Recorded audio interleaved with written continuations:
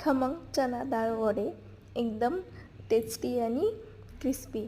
चना डाळ घ्यायची आहे, त्याला स्वच्छ धुवून घ्यायची आणि गरम पाण्यामध्ये त्याला अर्धा तास भिजवायची. थोडीशी चना डाळ मिक्सरच्या भांड्यामध्ये टाकून त्यामध्ये जिरे, ओवा, लसूण, मिरची आणि अद्रक टाकून एकदम फाईन पेस्ट करायची. त्यामध्ये अजून डाळ टाकायची आणि थोडीशी जाडसर ठेवायची की म्हणजे वडे खाताना त्यांचा क्रंचीपणा येण्यासाठी. तर त्यामध्ये हळद, चवीनुसार मीठ आणि काट केलेला कांदा, कोथिंबीर आणि पालक टाकायची कट केलेली. मिक्स करून त्याचे चांगले वडे बनवायचे आणि गरम गरम तेलामध्ये तळून घ्यायचे. भजी तशी तळतो तसेच. आणि त्याला हिरवी चटणी किंवा कढीसोबत पण खाऊ शकता. हे खायला एकदम टेस्टी आणि क्रंची आहे आणि जेव्हा पण मन झाले की बनवू शकता आणि खा.